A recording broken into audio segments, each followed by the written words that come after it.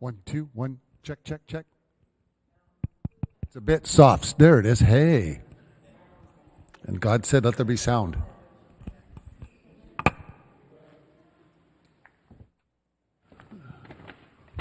All right. Hi, everybody. It's 10 seconds till, so we're going to go ahead and start now. I think the streaming starts up before we even start at 7 o'clock. So, hey, everybody who's been watching already, we're glad you're here. The sound check was not part of the study, in case you're curious. If you think it was, that's fine too. I'm glad you're here. If you're on Facebook and you have a question, put it on Facebook and let us know of what your question might be. We'd love to hear from you. But no matter what you do, be sure and let us know that you're joining us tonight for this study.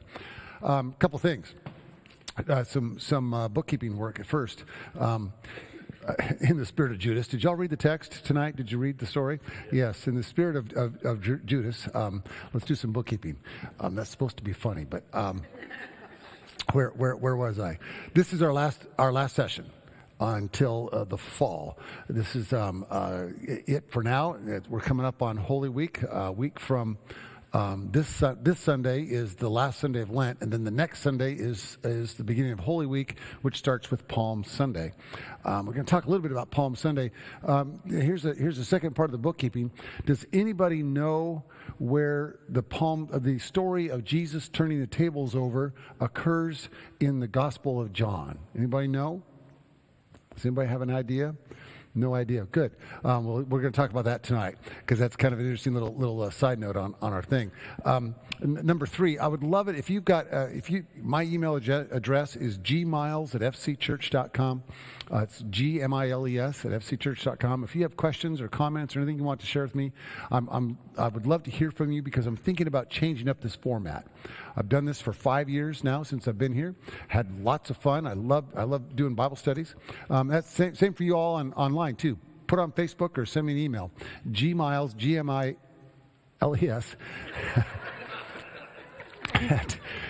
I get called Mills all the time. I don't know. So maybe it's just starting to stick.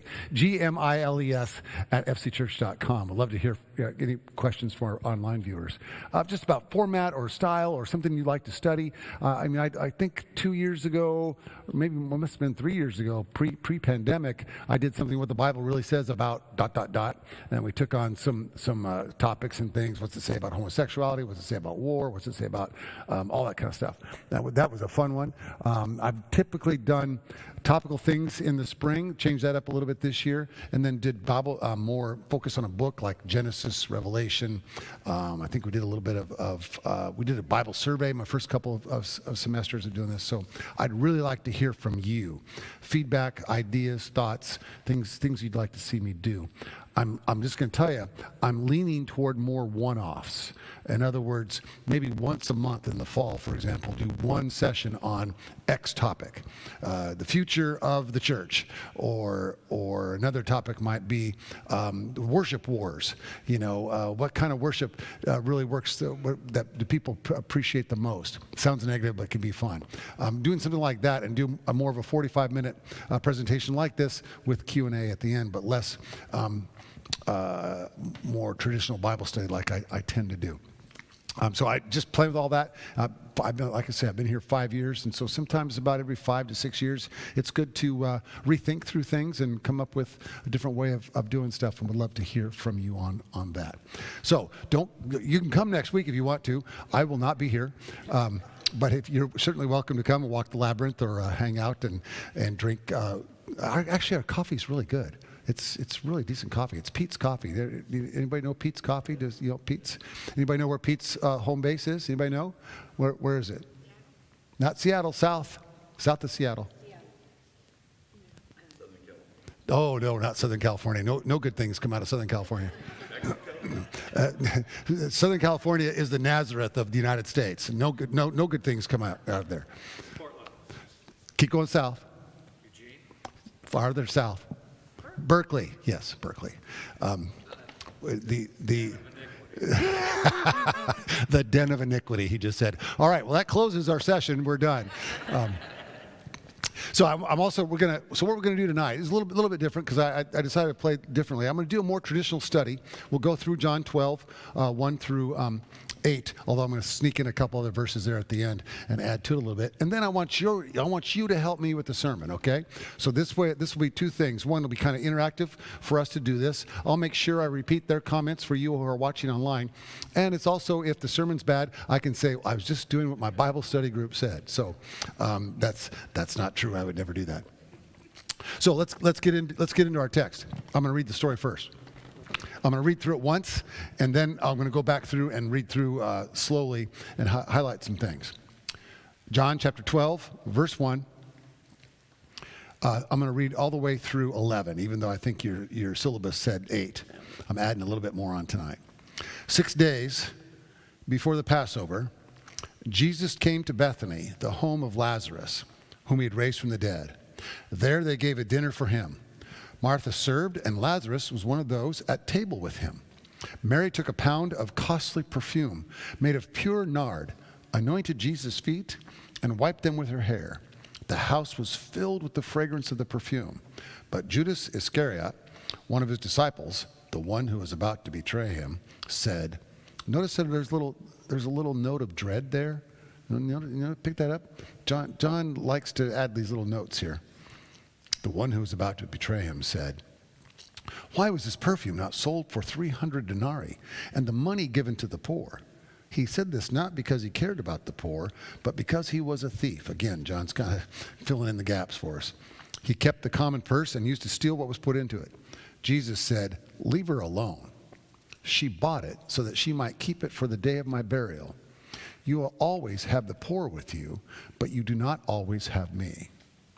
When the great crowd of the Jews learned that he was there, they came not only because of Jesus, but also to see Lazarus, whom he had raised from the dead. One chapter just before this story, Lazarus is raised from the dead.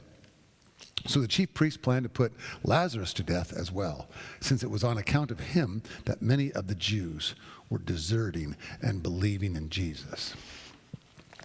Okay, a couple of notes. In John's telling of this story, and John is, most of the texts we're looking at, even all the way through Palm Sunday and Easter, are from Luke.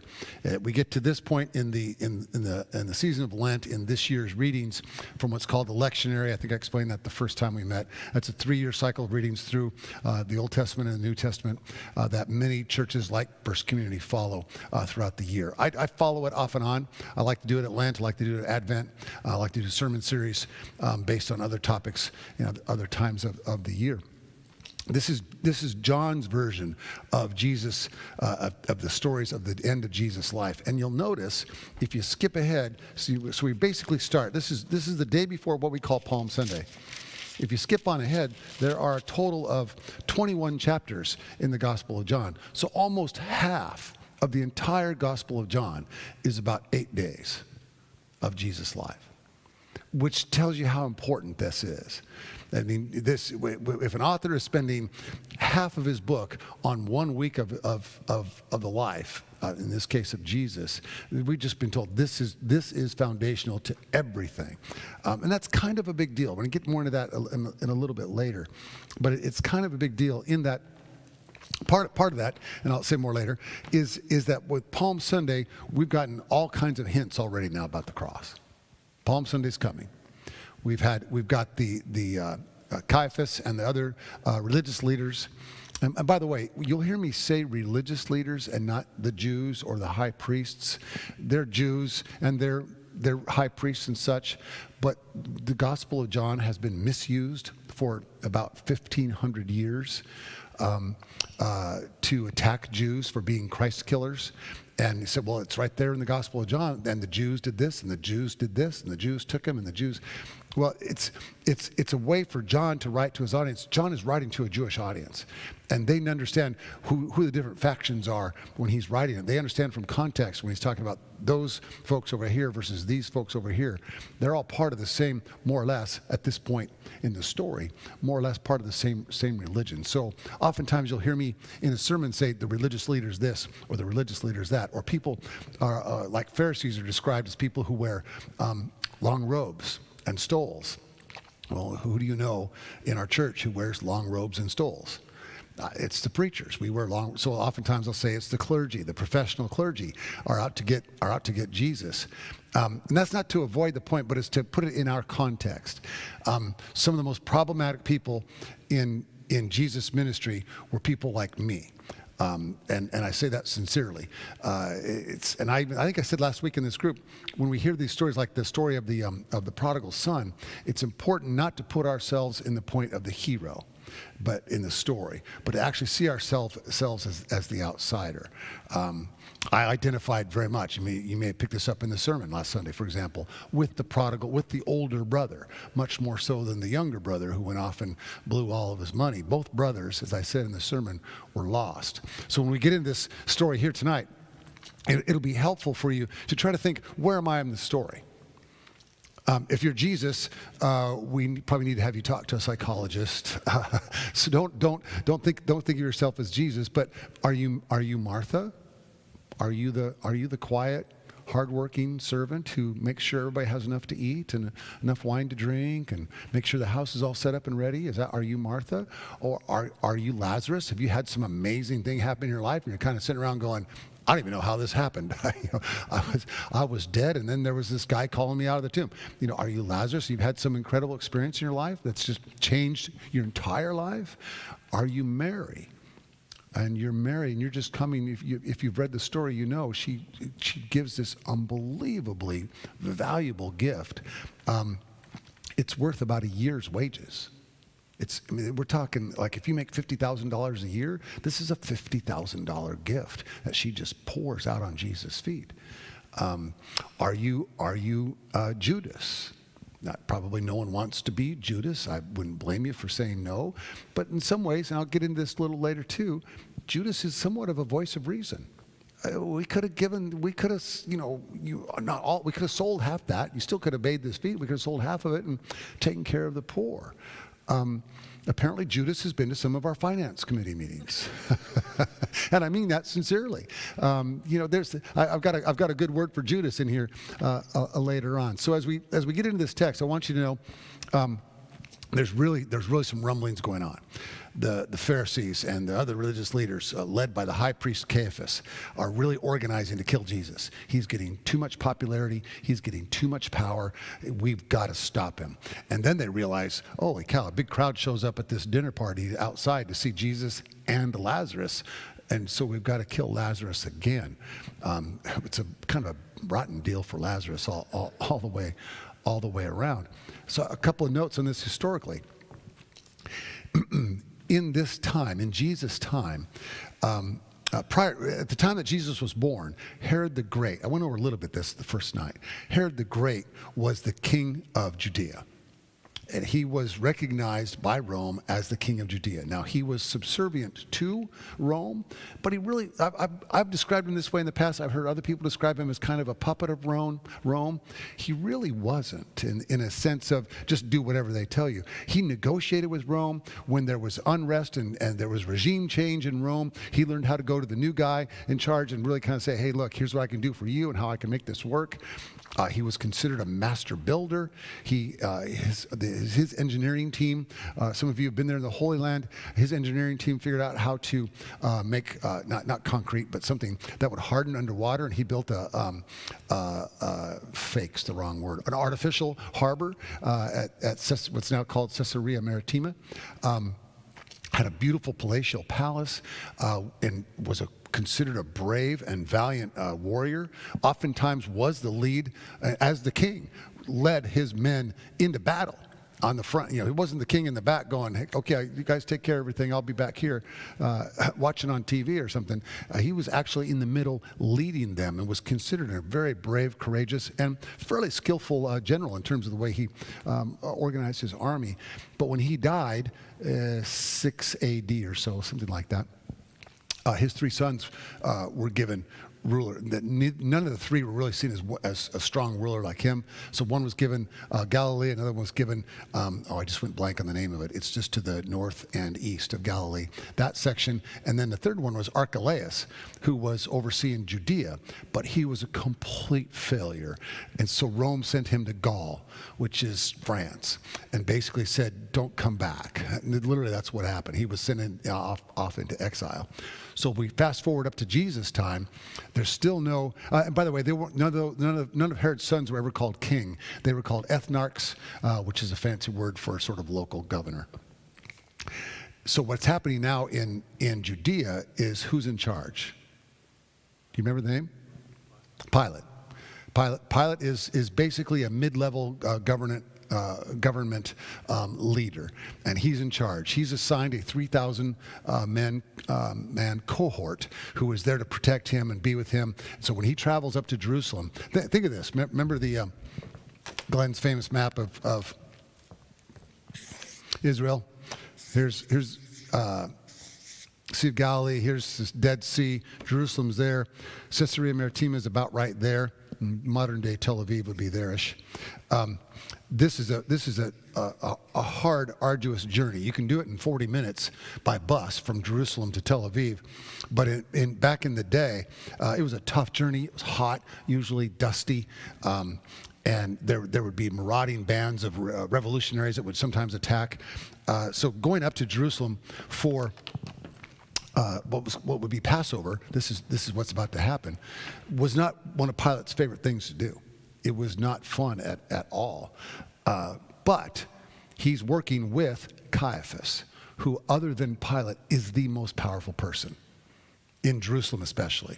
In fact, the high priest under King Herod and then his sons and Pilate and the other procurators who came along, the high priest was somebody who had tremendous political power.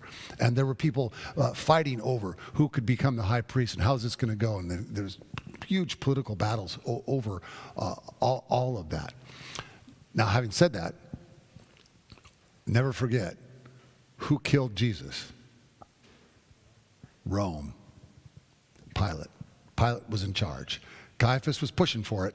They were plotting for it. They certainly had a Pilate's ear. But if Pilate didn't want to, Pilate wouldn't have to. Pilate could kill Caiaphas in a heartbeat if he thought that would make his life easier. Now, of course, if he does that, he's got to worry about those tens of thousands of people out there who might revolt against him and make things worse. So there's always this kind of if I just kill everybody, that quiets him for the moment, but it might make things worse in the long run.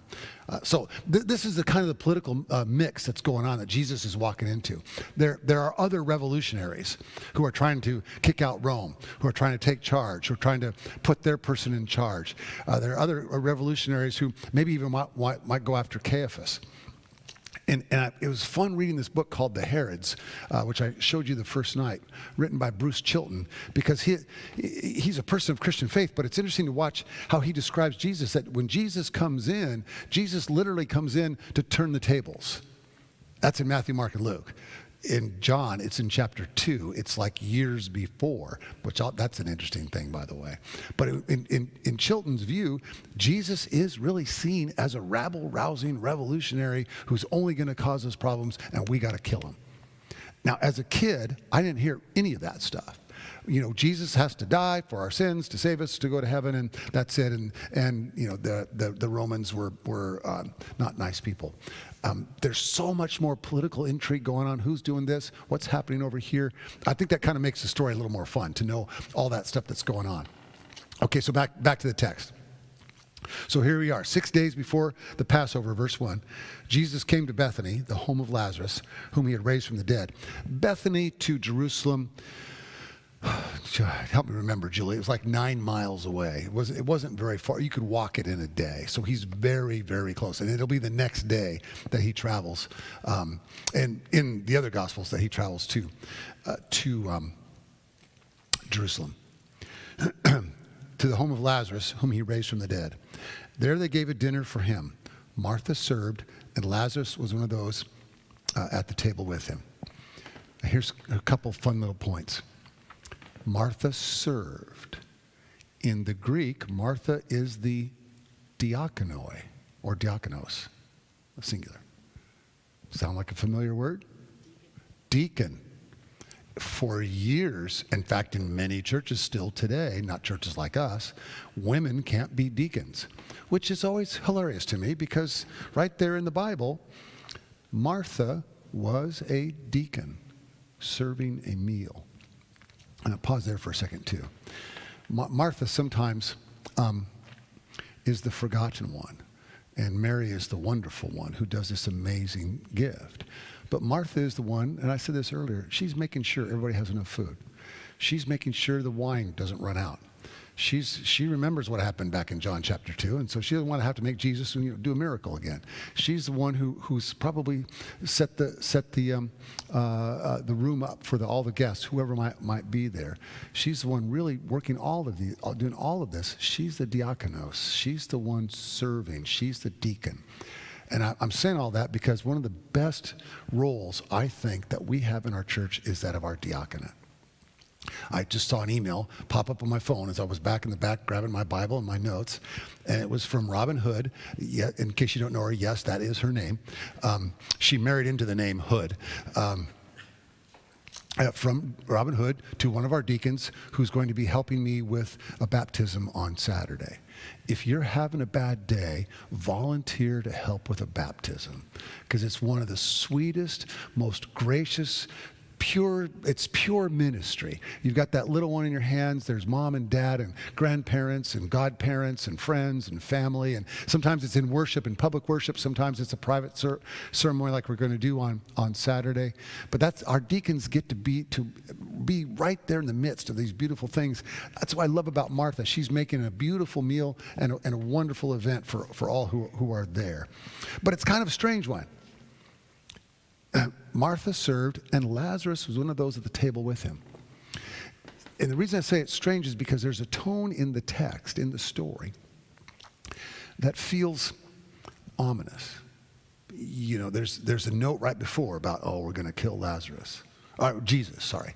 We're going to kill Jesus. We've been hearing that now. And then at the end of the story, they decided we got to kill Lazarus too. We got to get rid of both these guys.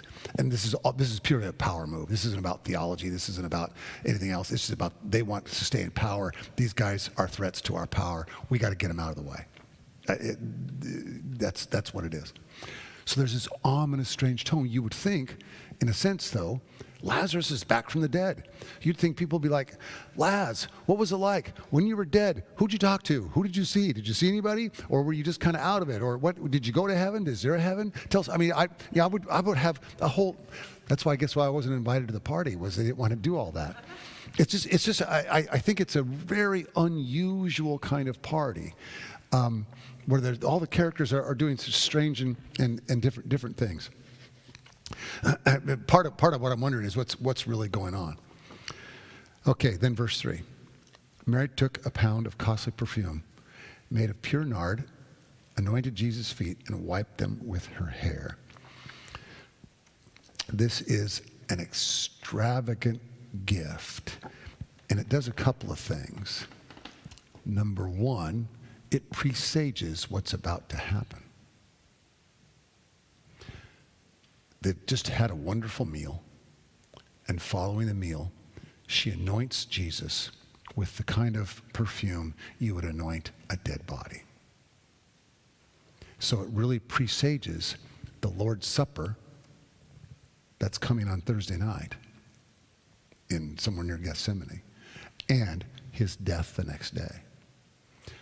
And I read a couple different articles today about this on how it's both and. It's not either or.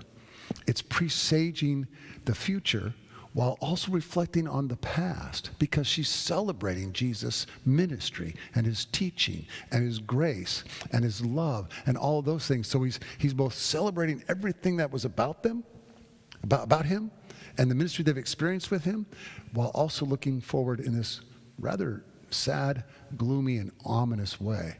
I think I'm going to see if I can get this, if I figure out how to do this by Thursday, which is when I write my sermon. I think we can say that she's also maybe even anticipating the resurrection. That's part of the celebration of this, that there will be something in the future for us. So don't hold me to that, because it's we have a joke among the preachers. What's your sermon about on Sunday? It's only Tuesday. In fact, here's a little sidebar for you. John Ross, who used to be on our staff, he's one of my best friends. He was our youth minister. I was an intern, then he was youth minister for about 15 years, something like that. It was his turn to preach. Dick Wing was off that Sunday, and so it was Wednesday. Used to be when we put the bulletins together. We do it on Mondays now, but back then Wednesdays is when we get the sermon titles and the text. And somebody sent JR an email and said, "Hey, what's your sermon title for this Sunday?" He wrote back, "It's only Wednesday." Guess what appeared in the bulletin for the sermon title? It's only Wednesday. So yeah, be careful about how you communicate with email. But that's, like I say, it's only Tuesday, and so this is you're getting a little bit of inside of my brain and how this all functions. This is when I start playing with all these ideas of what's really going on here. What's really going on is a strange, ominous thing. We've got death we can see coming. Does everybody in the room know? Besides, Mary seems to know. Does Lazarus know? Does Martha know? Jesus has been talking about it the whole time, so Jesus seems to know it's coming. But what about the rest of the people? Do they see it? Can they feel it? What's the mood in the room? Is there no celebration? All those kind of questions are lingering there. I'm going to say a little bit more about the past and the future and how they can be helpful and harmful at the same time if we get too stuck in either one. So the past is an act of gratitude for saving Lazarus, for doing all that he did, and it's anticipating the death. And then my note right here says, and the resurrection too? I think so. I really do think so. Now, here's a note that I want to be sure you hear. A practical note that kind of grows out of this mystical idea that Mary's, remember, this is a year's wages. This is an unbelievable, whatever you made last year, that's how much this gift is for Jesus. It's an unbelievable gift. And in doing that gift, like I said, she's looking back and saying thank you. She's looking forward to what's coming. Maybe not only just the resurrection, the crucifixion, but also the resurrection. And Robert Kaisar, who's a good theologian I read early this morning, he says, think about this. Sometimes in the church, we can get addicted to the future. So much so, all we ever talk about is the future, and we miss the present. We miss all the great stuff going on around us. Oh, we got to be doing this by next year, and we got to do this in 2 years, and we got a 3-year plan in place, and we got to do these things and do all this, and we miss the party happening right around us. It's easy to do that, especially in the church, especially in the churches I've been in. Most of my ministerial career, forward-thinking, active, well-educated, go-getters. Let's get this done. What's the plan? Let's get the lineup and make sure we're going to get this done and go. In fact, I would even say one of my great strengths is I can look out in the future and say, this is where we got to go. Let's go. But one of my weaknesses is I'm sometimes already on the bus and leaving, and no one else is on the bus with me. So that's my full confession. Deb's on the governing board. I shouldn't confess. So Steve, guys, don't bring this up later. But you see how the future can sometimes keep us from enjoying where we are at the moment, and how it's so there's so much that we can just look around and say, wow, this is amazing. It happened to me on Sunday. The music in all 3 services in the morning was just unbelievable. Anybody go to 9 or 11 this week? The choral pieces were just, and I said this right before I preached the 11 o'clock service, they were so powerful, no one wanted to move or breathe. You know, if there's a more rousing hymn, you know, if it's a big rousing hymn with lots of stuff, that's a musical term, things happening and just you making your body wants to kind of move a little bit. Well, then what's the natural reaction? Huge raucous applause. And then at the 5:30 service, Janelle Kreiner Rogers, who's normally our band leader, she's on vacation with her wife Emily, and I think they're down in Mississippi. And Alex, I can't think of Alex's last name. A good guy. He's our lead guitarist normally. He was the lead singer, and it was totally cool. It was like Bono was there, from U2. And Brent, who's our bass player, was like being Edge, although Edge is a lead guitarist. Anyway, my point is, it was really helpful for me to just experience the moment, just to be present in the music, to not, and another confession, sometimes I'm sitting there going over the sermon in my head. I'm going to say that, I'm going to say this, I'm going to do that. And then the music just like shut down my brain, and I got sucked into the moment. At the 10 o'clock service, the same way, the Cambridge choir was amazing down there, a beautiful anthem. And we had a guest pianist who did something on the, I just went blank on the hymn that he played. Love So Amazing, So Divine. We sing it on Palm Sunday at the end. You know what I'm talking about, Deb. Anyway, it was beautiful. It just, when I surveyed the wondrous cross, yes, thank you. That was the one. Or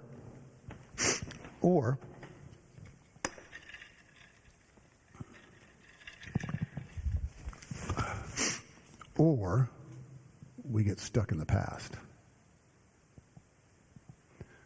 We get almost addicted to the past.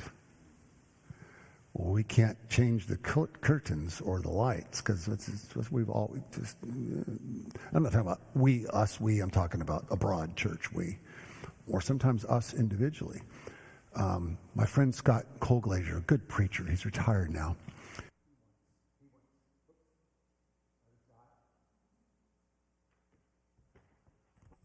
Maybe my battery's dead.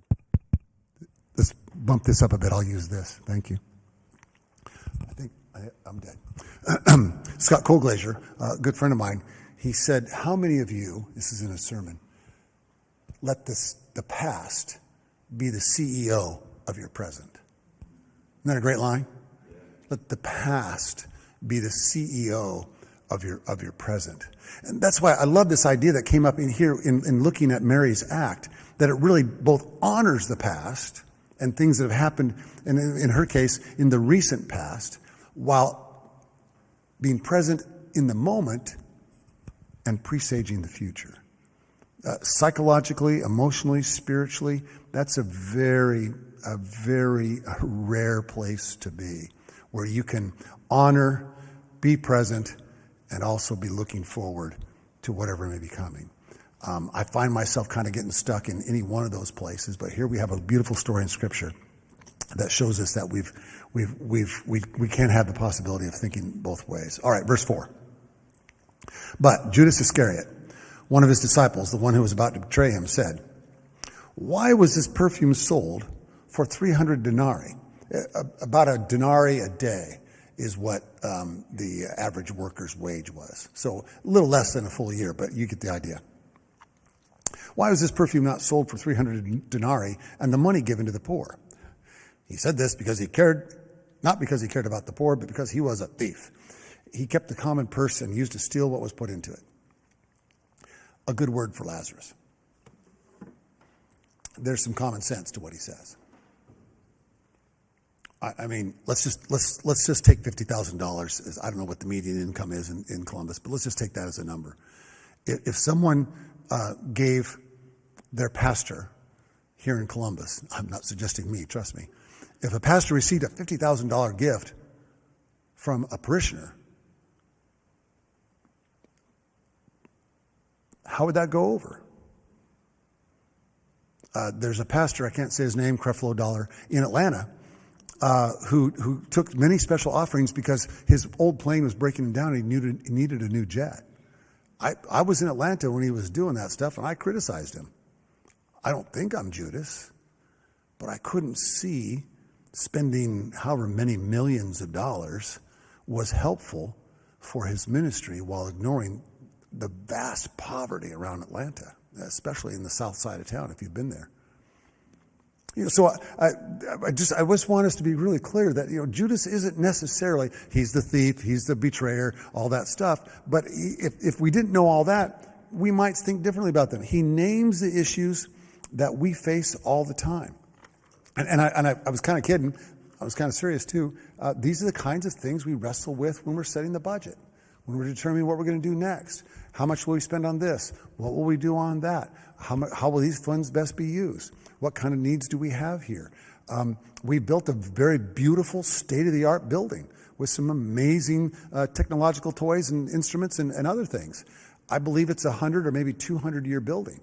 Our original building, built at 1320 Cambridge, is lasted almost 100 years now. I think this building is going to last a long time. And so if you take the money and you average it out over 100 years, well, now it's not that much money. But still, somebody could come and say, really? Was that the best thing to do? I think it was. But it's not an unfair question. And it's not an unfair conversation to have. Steve's on our finance committee. Deb's our new treasurer for the board. These are things they'll be talking about this year. In fact, I think we have a meeting tomorrow, don't we? No, it's later. Whenever it is. Let me know, will you? Yeah. The point is, these are worthwhile and valuable deliberations that ought to be had in openness, in grace, and understanding. Now, back to the story. We still want to acknowledge what Jesus says to Judas. Leave her alone.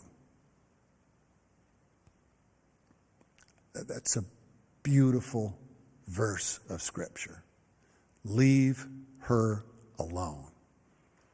What's the word that I hear women using? I don't need to be mansplained. Judas doesn't need to mansplain anything to anybody in the room. He doesn't need to get in the way of this amazing, wonderful gift. And then we get stuck. We get stuck on Jesus' next phrase, which is what? You'll always have the poor among you. That becomes people misuse that word to say, well, we're always going to have them, so we shouldn't spend too much. No, that's not what Jesus is saying. What Jesus is saying is, in this moment, in this place, don't get in the way by saying this isn't a beautiful moment, that this is an amazing gift. And for John, it's all about signs. You know, what was Jesus' first sign in the Gospel of John? Do you know?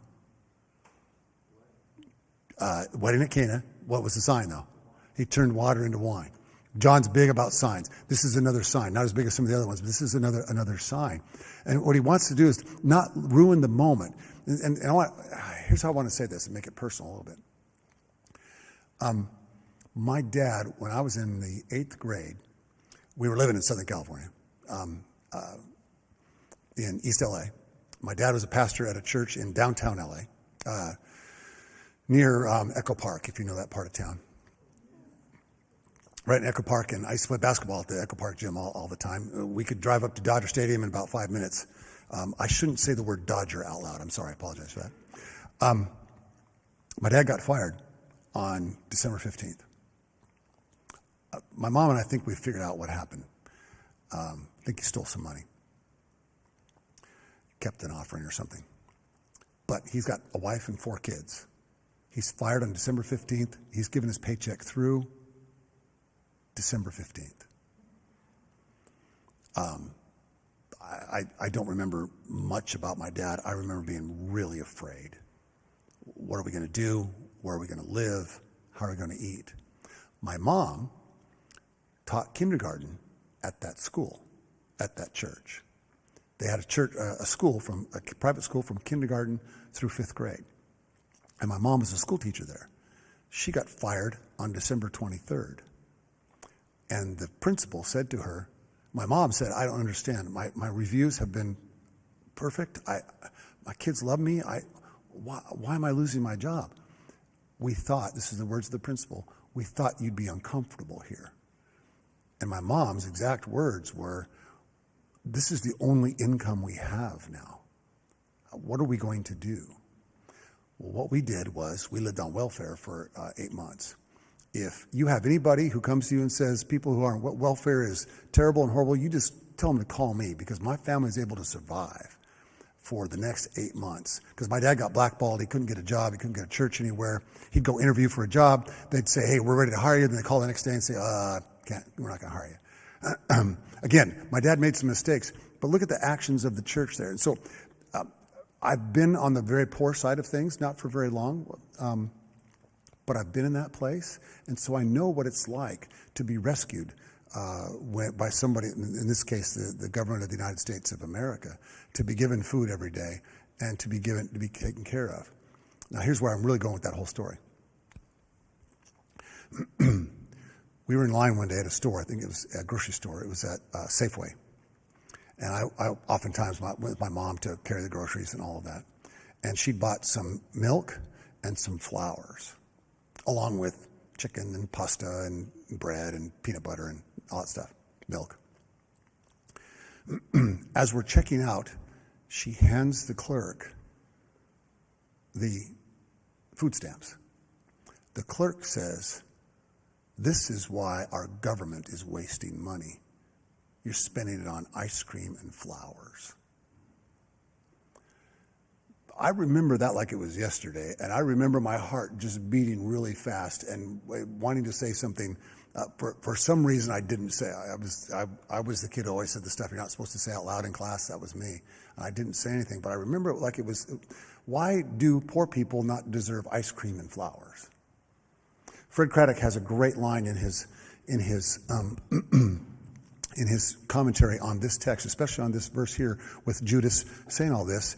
You know, sometimes when you're poor and you only have enough money to get the food that you need, it makes more sense to plant onions than flowers. But even the poor want flowers and perfume. So probably none of this is going to make it in the sermon because it's just too much. But I say all that to say let's give Judas a break here. He's a thief and he's a betrayer and all that. I've got another sermon someday about a preacher, by the way, titled "Judas Come Home, All Is Forgiven." That's another sermon for another time. But let's honor what that this argument is worth having. This discussion is worth having, and there are ways to appropriately celebrate and have parties, and while at the same time continuing to care for the poor that are under our care. All right, so now there's a note of ominous dread. There's a crowd that's come to see Jesus and Lazarus. They're now in danger of the religious leaders trying to put them to death. Remember, I said this earlier, but just a reminder: the religious leaders, Caiaphas and his folks, do not have the power to kill anybody. Only Pilate can do that. Caiaphas had huge power, but only Pilate can do that. I also mentioned that the turning of the tables is in John chapter 2. At the beginning of the story, Fred Craddock, I've told you before, he thinks that you can read through the Gospel of John and make an argument that Jesus' ministry lasted not 3 years, but 10, which I kind of like that. You really can't prove it. I sat in a lecture series with him over 3 days, and he admitted, I can't prove it. I just think that's really what it had to have been. I mean, 3 years sounds pretty quick. On the other hand, the flip side of that, Bruce Chilton said these revolutionaries would rise up, they'd get a following, they'd go to Jerusalem, they'd get killed. And so they didn't necessarily work the world for 10 years. Who knows exactly what the truth is there. So, and this is the final word, and then I want to do a little sermon exercise here with you all. What Mary's gift does is it helps us look forward to the cross. And when you look at the cross, you're looking both into the future and into the past. Here's another Fred Craddock quote for you. Jesus lived from crib to cross, but we tell the story from cross to crib.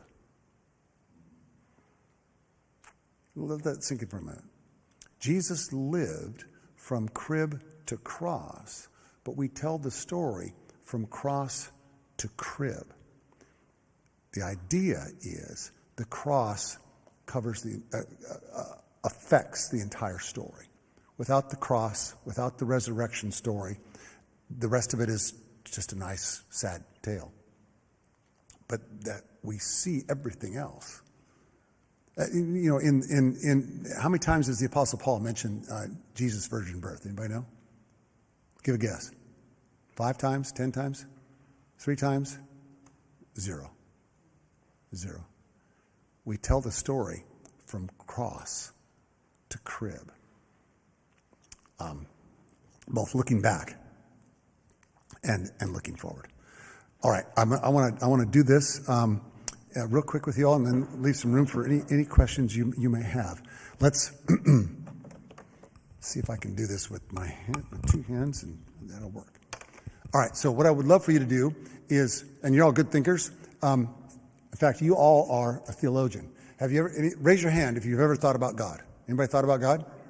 Raise your hand. Have you all thought about God? Okay, so a theologian is somebody who thinks about God. So you're qualified for this tonight to do this, and you can help me with this. The exegetical issues. Exegesis is the technical things in the text. I went through some of those tonight. So tell me, what technical things did you see in the text? Any examples? There's no wrong answers. It's okay. Timing. Yes. Very good. Timing. What's going on? What's the political movements that are happening? Who's where? What's happening? Who's saying what else? Got a couple more. A feast. Yeah. So good. Lots of eating. Yep. Eating and drink. And Jesus, that's the criticism. He eats and drinks with the drunks. Yeah. Yep. Death and resurrection. All right, good. Now, what theological issues are there? We could say some of these are theological, but some specific theological issues, like perhaps, don't think too hard. Just say what's on the top of your head.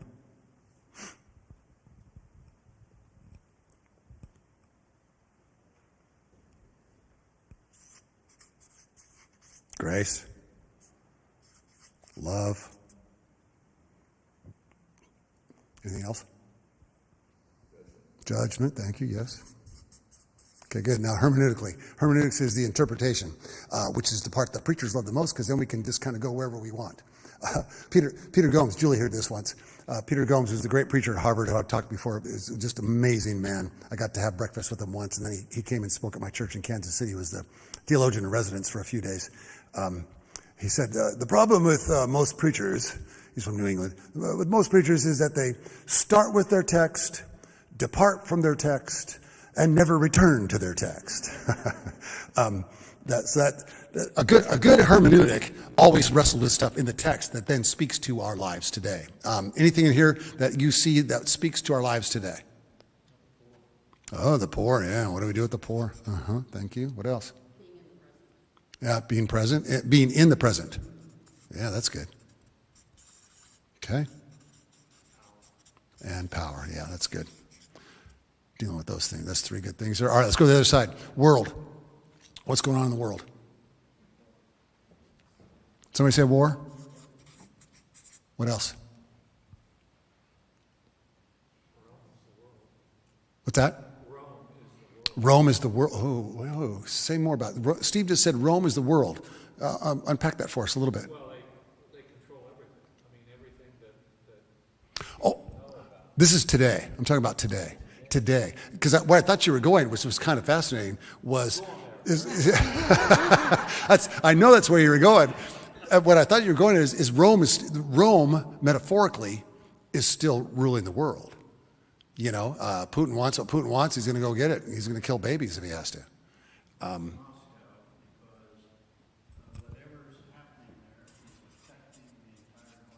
Yep. Okay. Good. Let's go to USA. What's happening in the USA right now? Inflation. March Madness. I had a basketball illustration in my sermon on Sunday. I cut it out on Saturday. I went, no, I can't do that. Inflation, shortages, division, yeah. Julie and I have this ongoing thing. I read the newspaper every day. Somehow, just reading all that stuff, I can process it and kind of park it in my brain back here, and then not think about it. Julie watches the news, and she knows she knows more than I do about all the stuff going on. Somehow watching the news, I start throwing things at the TV. Okay, what about in Columbus?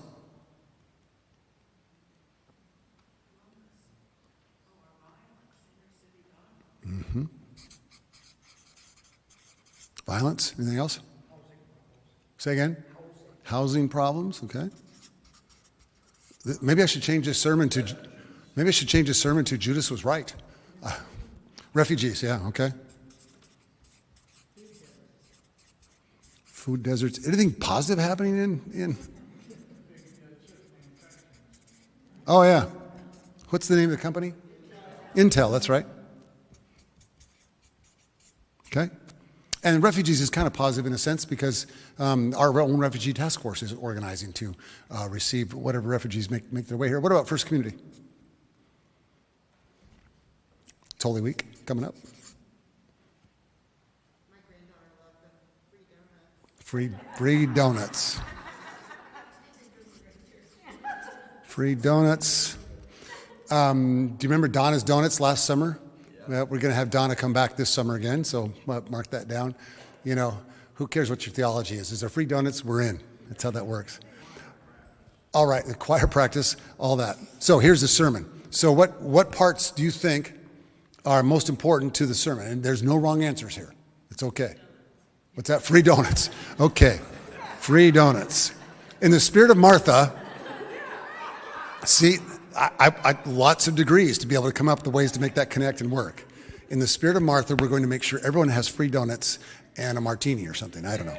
Okay, good. That's fine. That's good. What else? Can I add something to that? Julie wants to add something. Yes. Refugee, not labor, justice.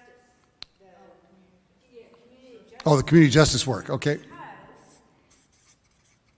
I love his philosophy. Easy wins. So Julie is talking about our community justice ministry, which is led by Tim Van Sant. Thank you very much.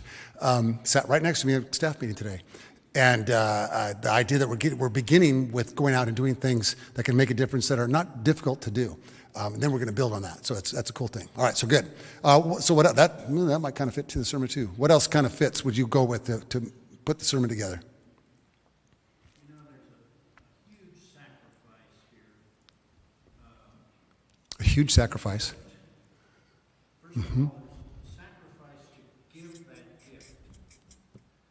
And secondly, we know that Christ is going to make the sacrifice. So, And it's all in this right. Right. So my sermon title is Unexpected Love.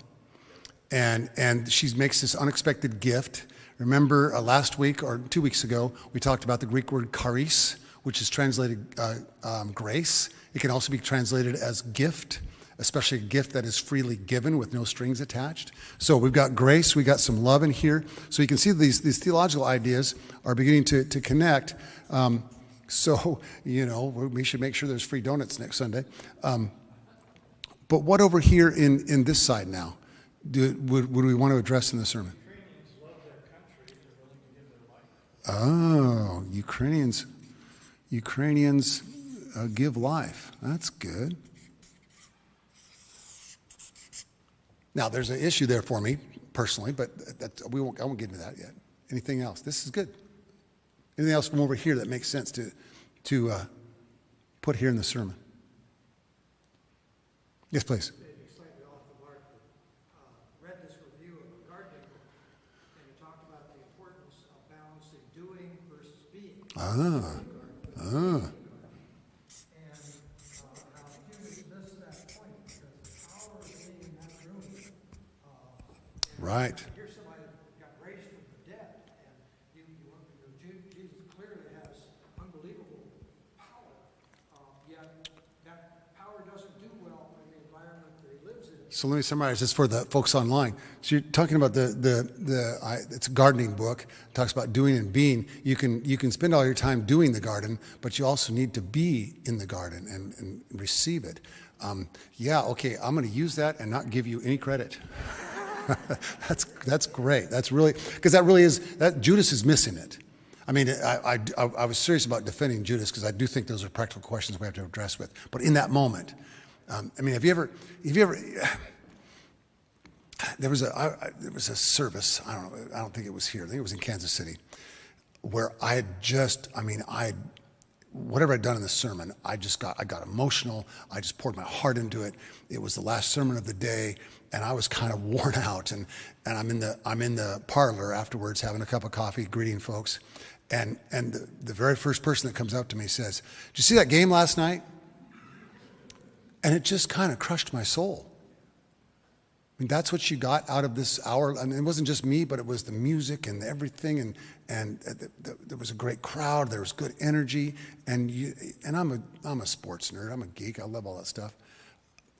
Sometimes it's so easy to miss what's happening right around us, right there in front of us. The first time we saw Phantom in the Opera, Julie was approximately 12 months pregnant.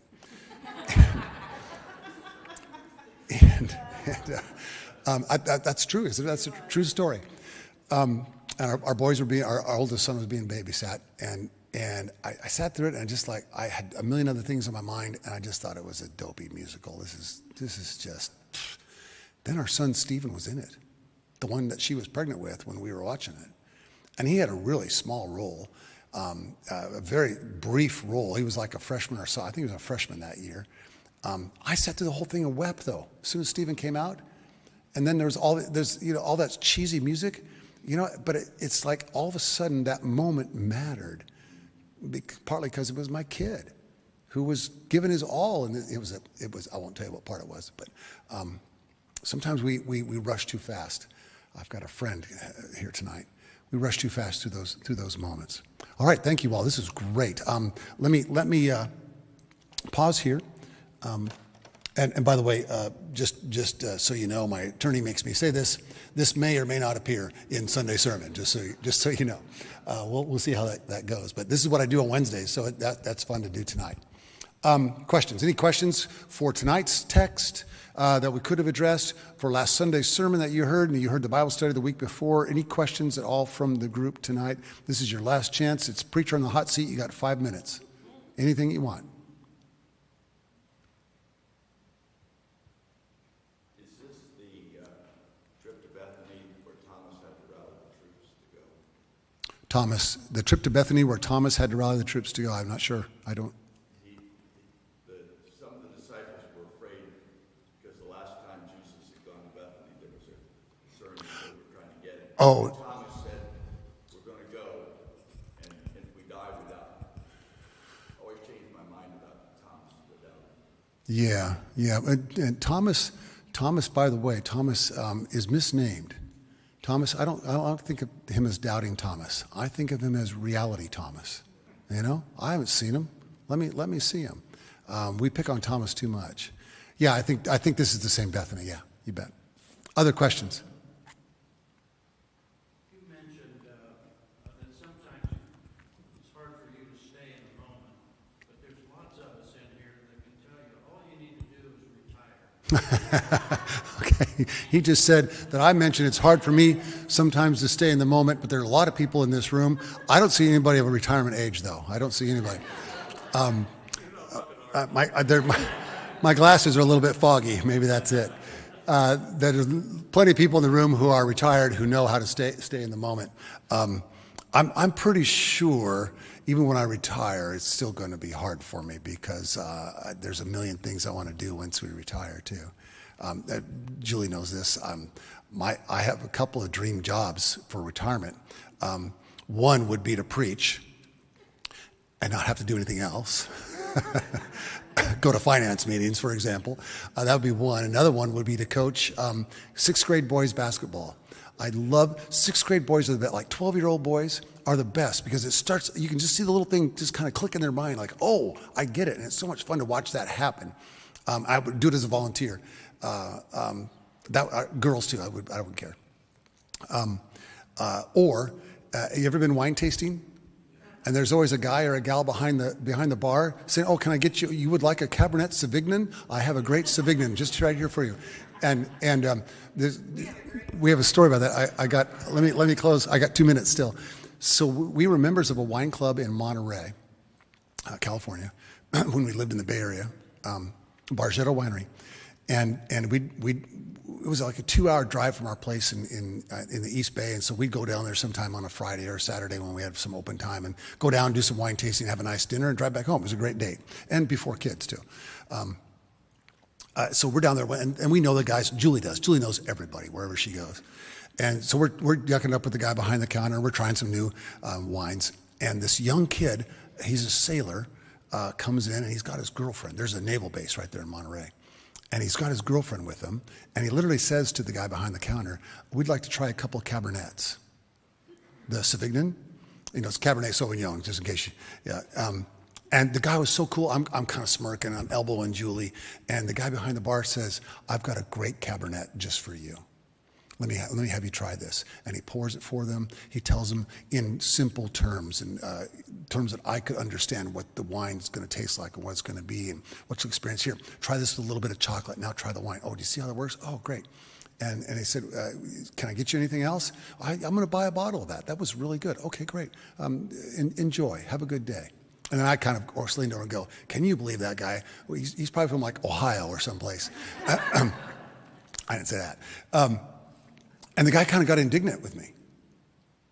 He said, I'm not going to embarrass him in front of his girlfriend. Number one. Number two, I sold a bottle of wine. And it did kind of put us in It really did. Why am I telling that story? What was that connected to? There was something. Just be in the moment. We were just in the moment. I really appreciate you all. I enjoy this. I literally could do this just every day of my life. One more thing that to let you know that I'm thinking of, and this might not work with some of your schedules because I know some of you work still, et cetera, but I'm thinking about offering a noontime Bible study. Would start right at noon, would be done at 12:45, so that anybody does have to be back to work. You could come, you could bring a sack lunch, or I might even provide lunch, something like that. I'm thinking about doing a noontime Bible study on Wednesdays. So if that's something you'd be interested in, let me know. I need about 30 people to make that work. So if you're interested, let me know, and we'll see if that's one of the possibilities we do. Blessings on your night. Enjoy. Good night, y'all.